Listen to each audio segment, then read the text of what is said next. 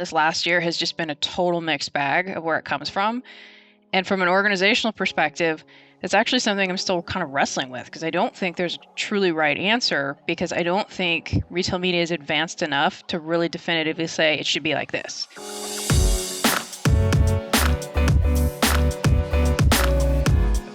Hey gang, it's Monday, November 15th. To everyone listening, welcome to the Behind the Numbers Daily, an eMarketer podcast made possible by Tinuiti. I'm Marcus. Today's fact: flowers grow faster with music. One of the earliest studies of the effect of music on plants was conducted in 1962 by Dr. T.C. Singh, head of botany at Annamalai University in southern India. He exposed balsam plants to classical music and found that their growth rate increased by 20% compared to a control group, along with a 72% increase in biomass. If I had plants, I'd throw a little Ludovico Einaudi on and test this out. But I have an astonishing ability to kill them at a record speed, so I won't be doing that. But if you have plants, try it out. Get in touch, let us know if it works. My dad once watered a fake plant for about a month, I think it was. He thought it was real and just kept watering it. So anyway, today's real topic. We have our very own principal retail analyst, Andrew Lipsman, talking with Elizabeth Marsten, Senior Director of Strategic Marketplace Services at Tinuiti, talking all about retail media. And then I'll join you for the second half of the episode for another news. So Elizabeth, retail media is obviously one of the hottest segments of digital advertising today. And I'm curious to hear from you. What do you see as the four pillars of driving what's next in retail media? So I kind of break it down into like a pretty high level 4 pillars. So expansion. So obviously we're going to see more and more ad types and more options as things go on. Tension between that retailers are not a tech company, but yet we have tech-like expectations as digital marketers. Experience. So who has the experience? The answer is very few. And how do we get that experience and how are we going to grow that? And then, of course, the experience within in-store. So that experience online versus in-store and like what are those expectations by the customers? And last but not least, connection. So right now, I would say we're very, as an industry, disconnected between the in-store, the sales teams, the media teams, even the attribution models, and how do we understand how online spend influences in-store sales. So that would be it. Those are the 4. So I think those are really interesting pillars. I'd love to unpack the last one a bit more. I'm fascinated about the potential of what happens when we can actually unlock in-store attribution, right? There's still 80 to 90% of sales that are happening in-store, not online, but the closed loop attribution that we have is predominantly online today.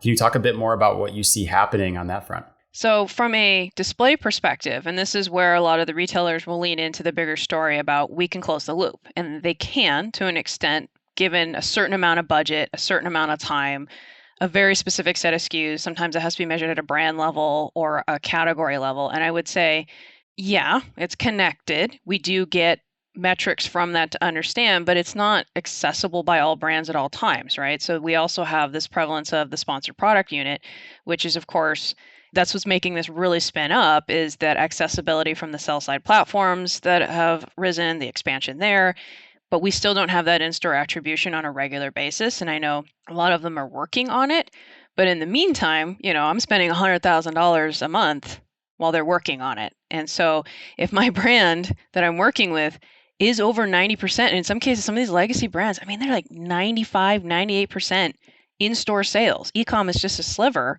How do I go back and justify, budgets for 22, for 23? How do we start to really understand what the impact is? Yeah, it's interesting to me that historically in digital advertising, as you know from your history in paid search, measurement moves budgets. When you can see ROI in black and white terms, budgets tend to shift. And right now we're missing that whole piece of attribution offline. It does seem like that could be the next big unlock.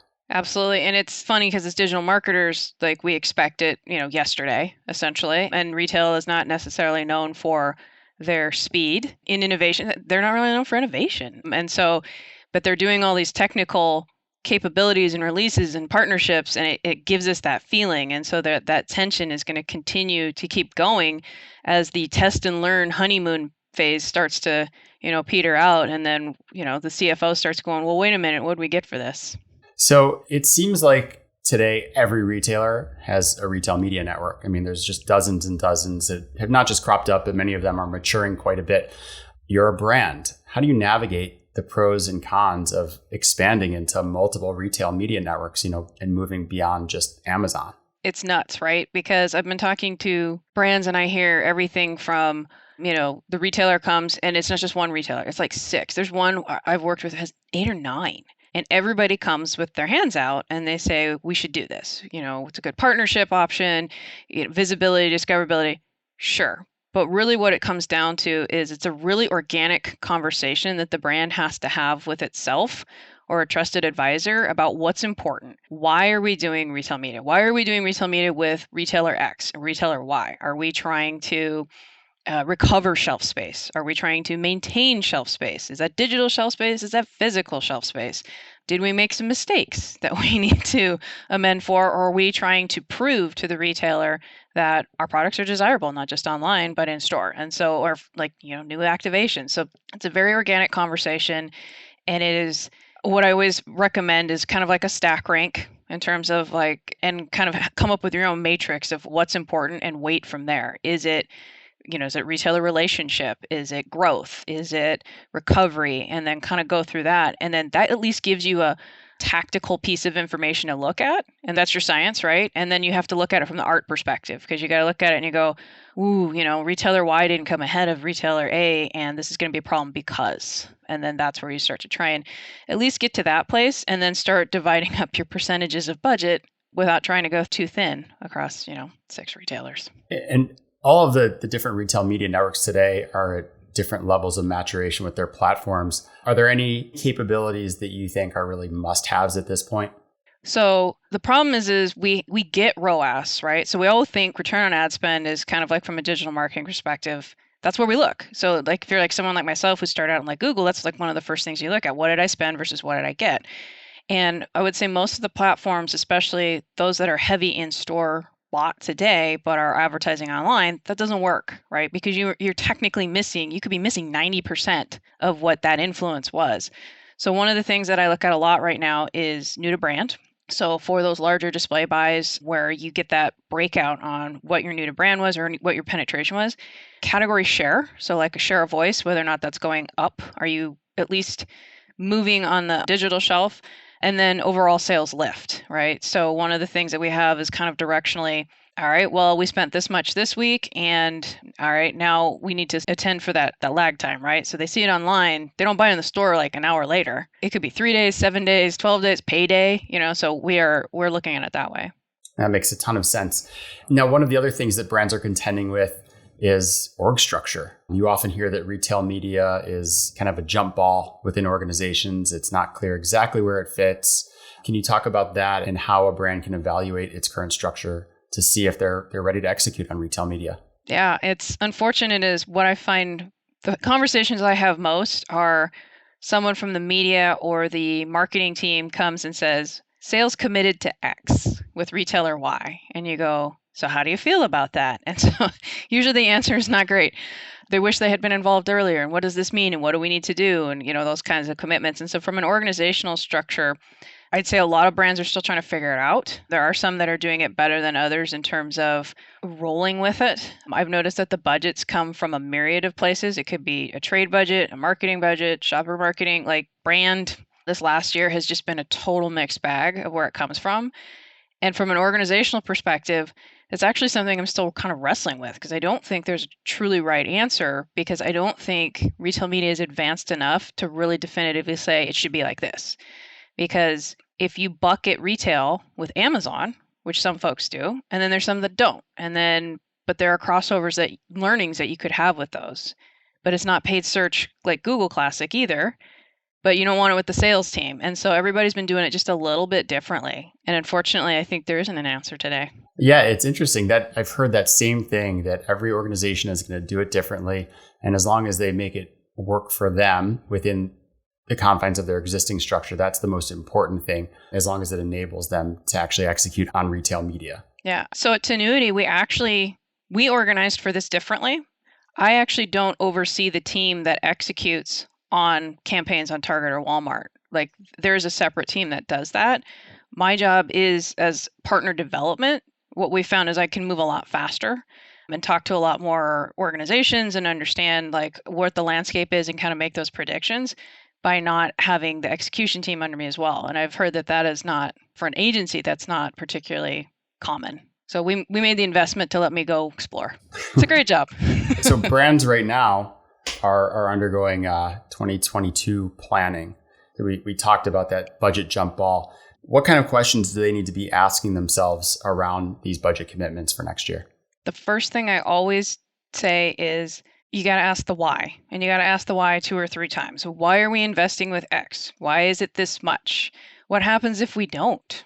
Just kind of like explore all of that, because I think a lot of brands right now are feeling kind of pinched because they feel like they have to say yes to everything. And that's not actually true. But you have to have, the conversation we've had is, but I don't want it to piss off my buyer, right? So how do we tactfully have that conversation? So goals, why are we doing it? What are we trying to achieve in the next year? What are we trying to achieve in the next 2 years? Is this a recovery play? Is this a relationship play? Are we set up for success? Do we have a unique assortment? Are we going to have problems with conflicting retailers having the same assortment? Are we going to have a budget? Do we just simply not have a budget? What's the timing? Some of these retailers have pretty high budget minimums and can be, as a result, you're just not going to do it. And then from a timing perspective, like when are your moments? So like Target, for example, has a lot of seasonal moments, like they have things like, it goes beyond Mother's Day. It's like, they have alternative milk month, something like that. And so where are these moments with which retailer and where you want to be? And that's kind of the way I look at it. So as we think about 2022 budgets, I'd like to do a little bit of future casting to wrap up here. When you think about retail media market, it's obviously grown pretty significantly, especially in the last 2 years. As we think out to next year, what are your expectations for how the market's going to grow? And in particular, are there any specific aspects of how the market's going to evolve that you'd like to call out? So self-service, DSP. So that's been like the biggest unlock that I'm looking forward to next year is, with these retail partnerships, they are my partners, but they're not set up to scale and run the same way like an agency is. So if you give me a self-service DSP or a self-service UI or something like that, I can run. So that is what I'm expecting to see a lot of next year and excited about. So obviously Kroger announced theirs, Target's already had theirs, Walmart's got the trade desk. You can't tell me that's where that sentence ends. So we're going to see at least 3 more of those pop out, I think. Looking forward to additional metrics. So like I was talking about new to brand, and then of course the online purchasing, like at the sponsored products level to in-store. And I recognize that's hard, but I've also noticed that a lot of these retailers have invested pretty heavily in their loyalty programs and the ability to track you. So I am expecting at least something. And that is something too that I've requested across all of the retailers that I've worked with is I don't need everything. If you only gave me 20% of new to brand on my ad spend, I would still take that over nothing. Right. So I expect us to see more metrics. I think attribution is still going to be a mess next year. I don't think everyone's got a slightly different way of doing it. Is it 3 and then a day? Is it 3 days, 7 days, 12 days? Who knows? Who gets what look back window? Is it first click, last click, whatever? It's a mess and everyone is doing it differently. And that's just going to be how it is. Attribution, huge unlock. You did mention DSP and self-serve. Is it fair to say that you see retail media, which has historically been heavily performance driven, is it fair to say you see it moving up the funnel? Oh, yeah, it has to. It's funny is when I think about bottom of the funnel, I think about retail media and performance driven. I'm thinking of sponsored products, on-site transactions happen there. So like even at each different retailer, they count online transactions differently. For Walmart, a purchase online that is picked up in store, the store gets the credit, but Target's the inverse. And so that really can kind of mess with your numbers in terms of like, how do you like account for this? And so, yeah, everybody's different. Well, it's going to be an exciting year ahead. Thank you very much, Elizabeth. Absolutely. Thank you so much. All right, folks, time now for In Other News. But first, a quick word from our sponsor, Tinuiti.